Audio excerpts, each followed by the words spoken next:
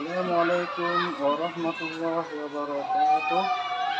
Kepada penguji yang terhormat, nama saya Muhammadin SBDI sebagai guru agama Islam di SD Negeri Semut, Kecamatan Betung, Kabupaten Nagan Raya, Provinsi Aceh, sekaligus sebagai mahasiswa PPG dalam jabatan tahun 2025 Angkatan 2. Pada hari ini, Sabtu 25 Januari 2025, saya akan melaksanakan ujian kinerja praktek pembelajaran secara luring di SD Negeri Semut pada kelas 4 dengan materi Mari kita mengaji dan mengkaji Quran Surah Al-Hujurat ayat 13 dan hadis tentang keragaman.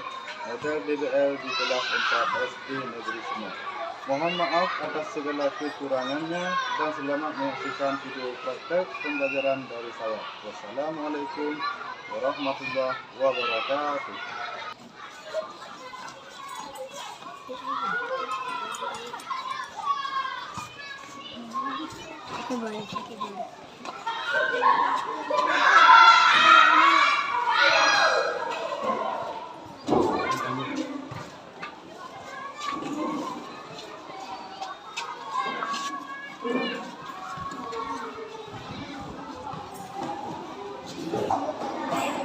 Assalamualaikum warahmatullahi wabarakatuh.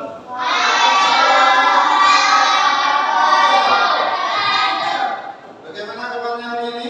Baik. Ada yang kurang sehat? Nah, jadi hari ini kita masuk pelajaran yang terakhir tentang mari kita mengaji dan mengkaji Surah Al-Hujurat ayat 13 serta hadis tentang keragaman. Maka sebelumnya mari kita membaca doa yang dipimpin oleh Ketua Imam. Silakan.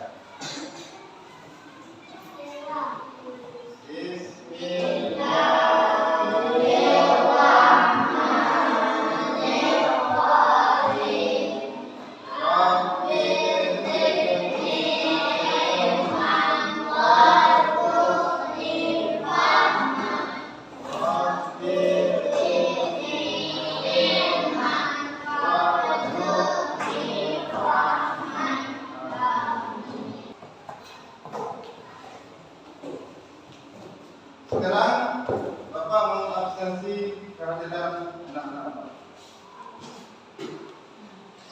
Adelia, Aja Mulia, Asyifa Maulida, Aminah Kristiawati, Doni Rahman, Farhan Wali, Ilma Syukriya, Esti Arya Primi, Razali, Muhammad Alista, Muhammad Zaki Ukrawi, Muhammad Ibrah, Muhammad Fatah, Muhammad Ubay Abdillah, Riana Sari,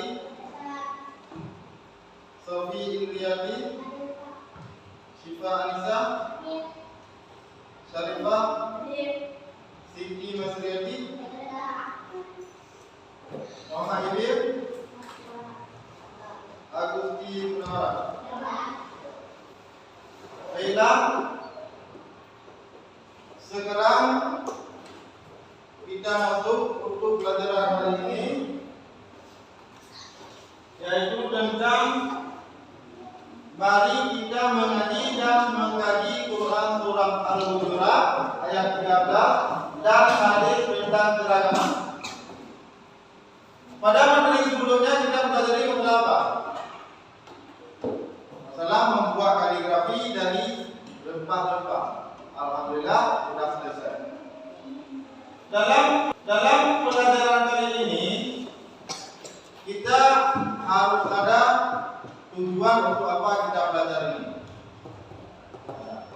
Nah, sekarang tujuan kita belajar tentang Quran Surah Al-Hujurat yang pertama, anak-anak Bapak bisa membaca Quran Surah Al-Hujurat dengan tertib, bisa membaca semua.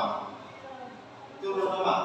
Yang kedua, bisa menjelaskan pesan pokok yang terkandung dalam surah tersebut. Kemudian yang ketiga, membuat paparan tentang pesan pokok dengan baik. Yang keempat, bisa menulis surah Al-Hujurat itu di dalam buku catatan kalian dengan baik dan rapi, sehingga bisa dibaca oleh siapapun. Yang kelima, bisa menghafal materi tentang surah Al-Hujurat serta hadis. Yang keenam, membaca hadis tentang keragaman dengan baik. Karena materi ini ada surah Al-Quran dan hadis. Yang ketujuh, menulis hadis tentang keragaman. Kemudian yang kedelapan, menghafal hadis. Yang kesembilan, berani mempresentasikan paparan tentang pesan pokok. Yang ke-10, membiasakan membaca Al-Quran dengan tertib dan sikap menghargai keragaman dan perbedaan sebagai sunnah. Apa makna keragaman? Menurut Quran surah Al-Hujurat ayat 13. Siapa yang bisa? Tunjukkan. Keragaman merupakan tanda kuasa Allah yang mencipta manusia berbeda suku dan bangsa agar mereka saling mengenal dan menghormati satu sama lain. Ya, bagus. Ya. Yang kedua, bagaimana ayat ini mendorong kita untuk saling menghormati perbedaan antar sesama manusia. Ayat ini menandakan bahwa perbedaan adalah budaya yang hikmah Allah jika manusia seharusnya menghormati perbedaan tanpa merasa terpukul dan lainnya memiliki sisi Allah. Bagus. Nanti satu orang yang dua. Yang ketiga, menurut kalian apa hubungan antara konsep dakwah dalam ayat ini dengan penghargaan terhadap keragaman?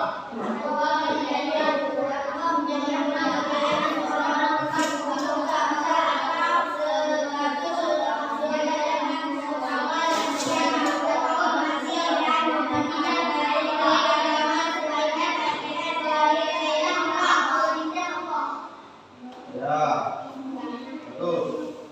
Yang keempat, bagaimana hadis Nabi Muhammad SAW menegaskan pentingnya keragaman dalam kehidupan bermasyarakat.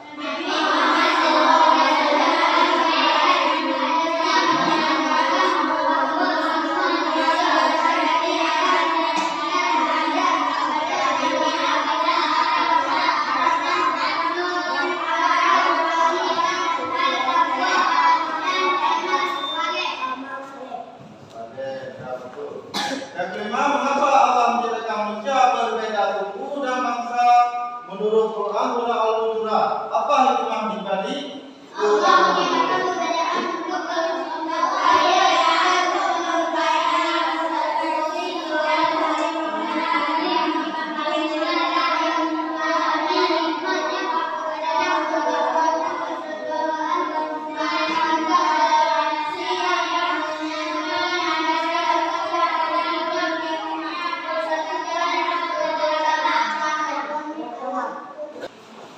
Dan sekarang kita masuk dalam pelajaran. Keragaman merupakan anugerah dari Allah Subhanahu wa taala yang hadir dalam bentuk perbedaan suku, bangsa, bahasa, dan budaya sebagai penghasilan. Kita diperintahkan untuk menghormati dan menjaga kerukunan dengan keragaman tersebut. Hal ini dijelaskan dalam Al-Quran dan hadis. Praktek dan tafsir Quran surah Al-Hujurat ayat 13. Bisa baca? Siapa yang bisa baca?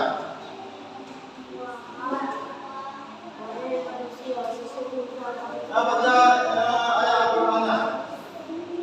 Bismillahirrahmanirrahim. Inna khalaqnakum min dzakarin wa untha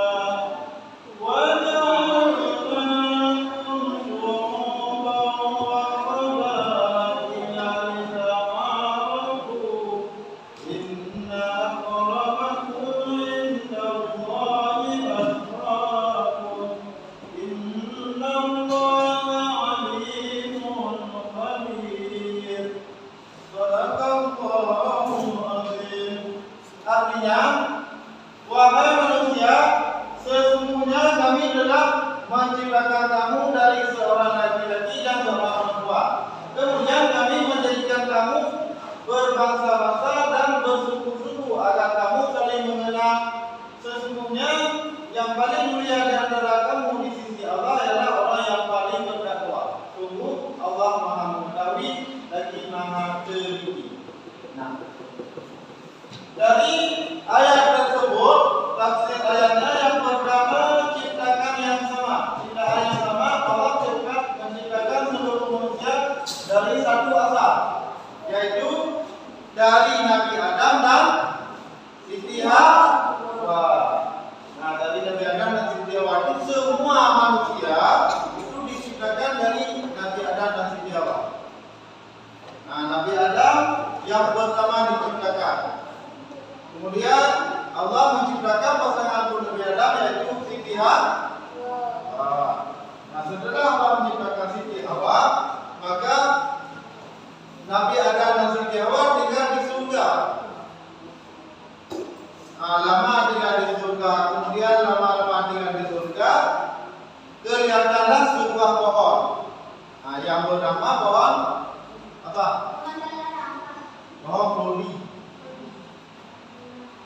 Jadi pohon itu dengan buah yang sangat lebat dan warna buah yang bagus, sehingga Nabi Adam melihat pohon tersebut ingin untuk memakan buahnya. Nah, dikarenakan Allah Ta'ala melarang, tapi Nabi Adam tidak ingin memakan buah tersebut. Kenapa? Karena iblis. Bagaimana dirayu oleh iblis? Adam, makanlah buah Rodi itu. Jika engkau memakan buah Rodi itu, maka engkau akan kekal selamanya di dalam surga. Makanya Allah Ta'ala melarang untuk memakan buah Rodi itu. Nah, itulah iblis merayu Nabi Adam. Di saat Nabi Adam memakan buah Rodi itu, maka Allah Ta'ala melarang. Sehingga datanglah iblis yang kedua kalinya. Juga mengatakan itu. Kalau kamu memakan buah Rodi itu, kamu tidak akan dipindahkan dari surga. Maka Allah melarang memakan buah itu. Itu dari wahyu. Sehingga yang ketiga kalinya dirayu oleh iblis sehingga Nabi Adam memakan buah Rodi tersebut. Itulah memakan buah Rodi karena perintah Allah, larangan Allah jangan makan buah Rodi itu, tetapi Nabi Adam tetap memakan sehingga Allah telah menurunkan Nabi Adam ke bumi. Nah, setelah Nabi Adam di bumi tidak ada kawan, maka setelah itulah Nabi Adam menciptakan Siti Hawa dari tulang rusuk Nabi Adam yang sebelah kiri. Nah, jadi semua perempuan itu diciptakan dari tulang rusuk orang laki-laki. Sedangkan Nabi Adam diciptakan dari apa? Nabi Adam diciptakan dari tanah. Dari tanah, manusia diciptakan dari tanah rumah. Nah, makanya setelah manusia meninggal dikembalikan ke tanah. Kenapa? Karena asal dari tanah kembali ke tanah. Nah, karena itulah semua manusia yang berkulit hitam, kulit putih, rambut keriting, rambut lurus itu asal semua dari Nabi Adam. Kenapa berbeda? Karena Allah yang membedakan orang Indonesia beda dengan orang Korea beda dengan orang Malaysia, orang Amerika beda dengan orang itu. Nah, itu bermacam-macam kulit.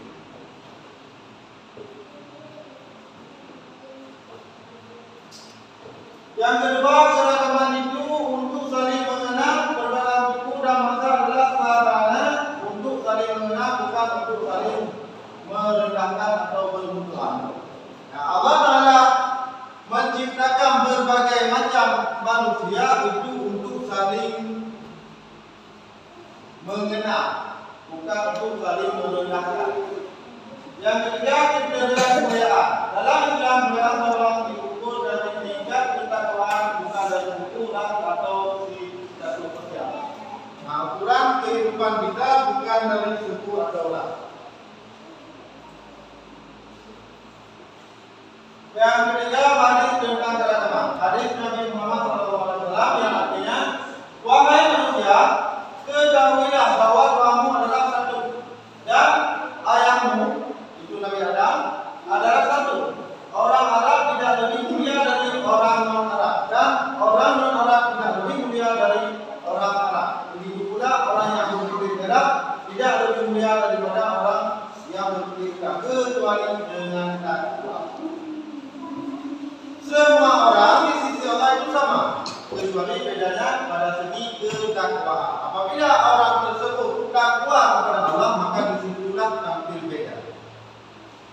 Nah, misalnya orang Amerika lebih takwa, sangat taat kepada Allah dibandingkan dengan orang Arab yang sering hubung maksiat. Jadi tetap lebih kepada orang Amerika meskipun dia di Amerika.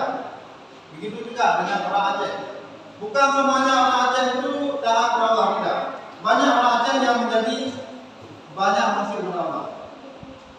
Kemudian orang, misalnya kita katakan orang Korea banyak juga yang Islam, orang Cina banyak yang Islam, malah ada yang lebih taat orang Cina daripada orang Aceh.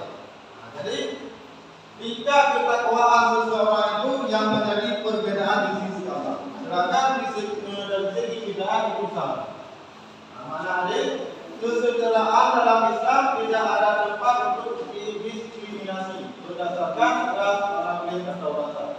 Yang kedua, kriteria utama ketakwaan menjadi ukuran utama kemuliaan seseorang. Kemudian yang ketiga, peringatan terhadap rasisme. Islam melarang segala bentuk rasisme, diskriminasi dan fanatisme golongan.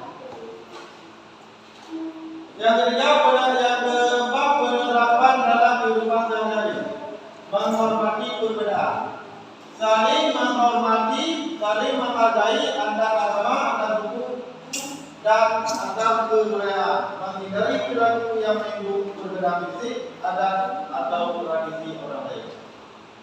Kemudian, memupuk persatuan, menjaga kerukunan dengan tetangga, teman dan masyarakat sekitar, berkontribusi dalam kegiatan sosial yang memperkuat kebersamaan. Kemudian, meneladani Rasulullah SAW.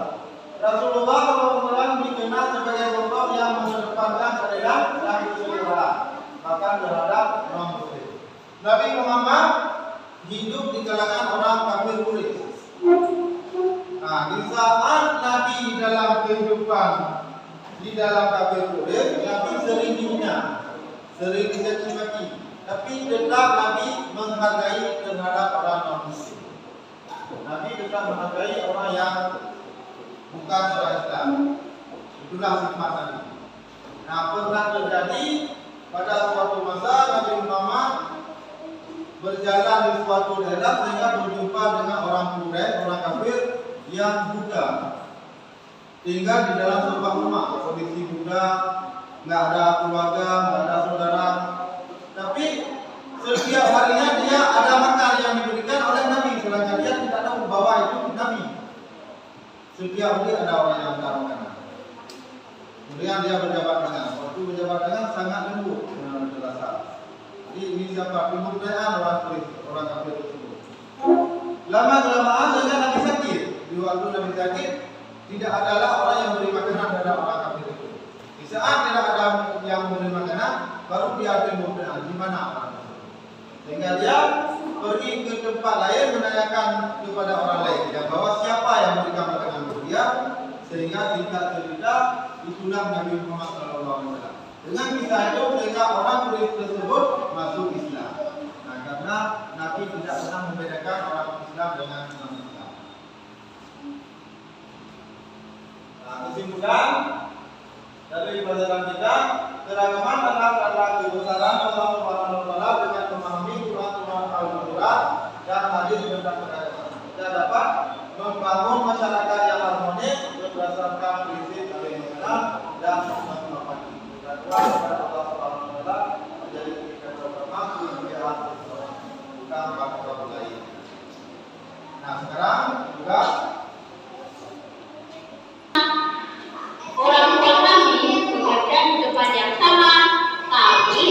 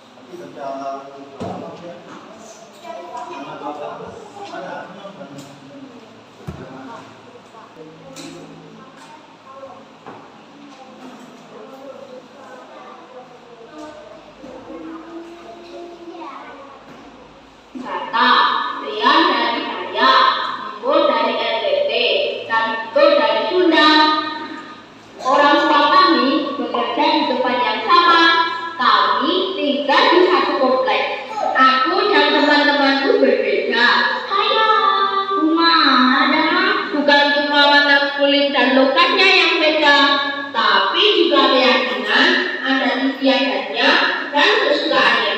Assalamualaikum. Shalom. Nama budaya. Kadang aku beda pendapat dengan mereka.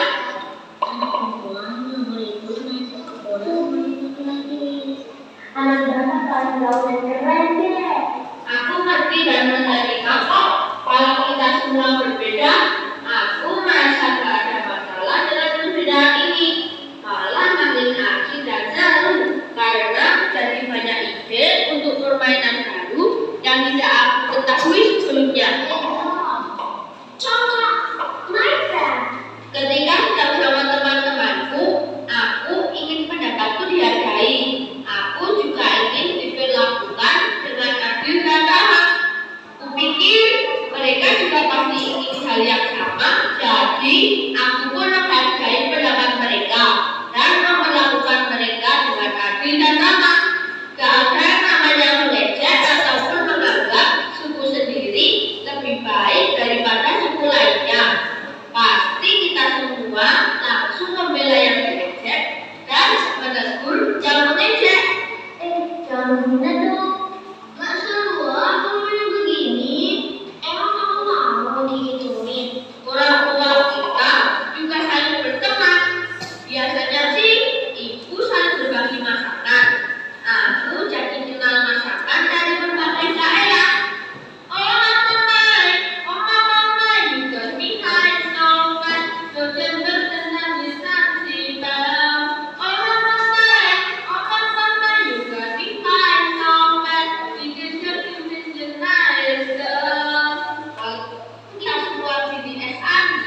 Aku juga bisa nyanyi lagu daerahku karena aku sering bertandang ke rumah teman-temanku. Aku sekoko tahu ya nape seribu besok bagi lema bagi mase. Selain itu, kita saling ikut meramaikan hari raya yang dirayakan teman-teman lainnya. Seru dan meriah, tapi bukan artinya aku ganti keyakinan dan adatku ya. Keyakinan dan adatku tetap sama, tapi aku jadi ngerti dan menghargai keyakinan dan adat teman-temanku.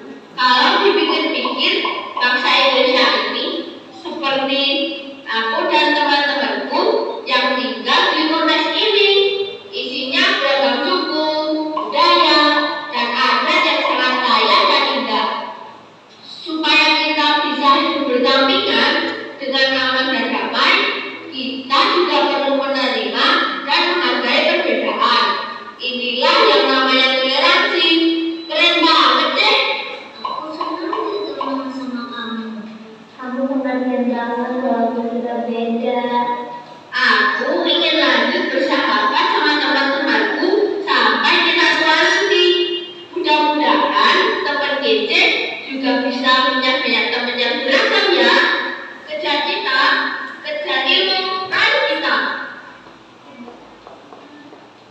Sekarang Mudah presentasikan hasil kerja kalian di depan kelas. Perwakilan kelompok, satu kelompok satu orang. Ini kelompok satu dibaca yang kami tulis. Siapa yang mau siapa?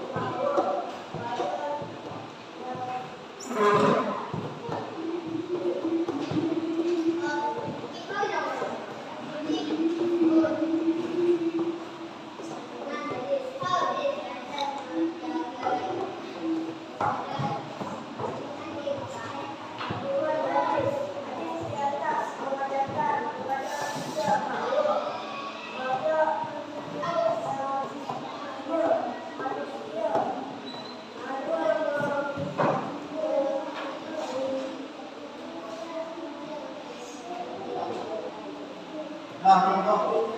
Ya, kekurangan contoh dulu. Nah, baru lah, lepas tadi.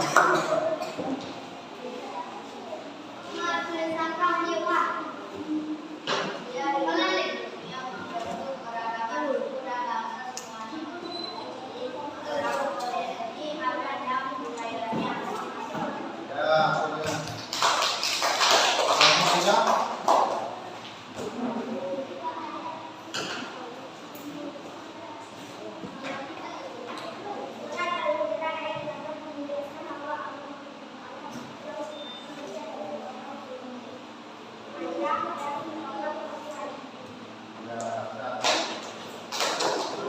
Untuk menutupi pelajaran kita baca surah Al-Fatihah.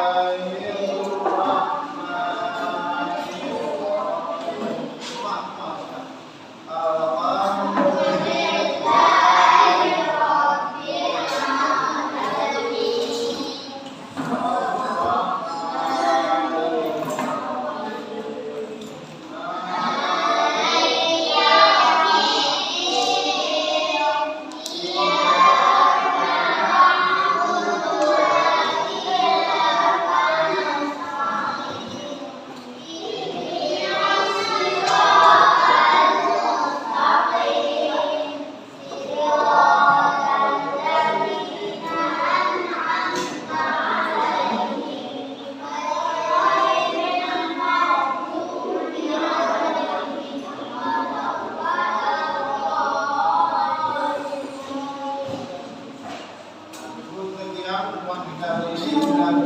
Assalamualaikum warahmatullahi wabarakatuh.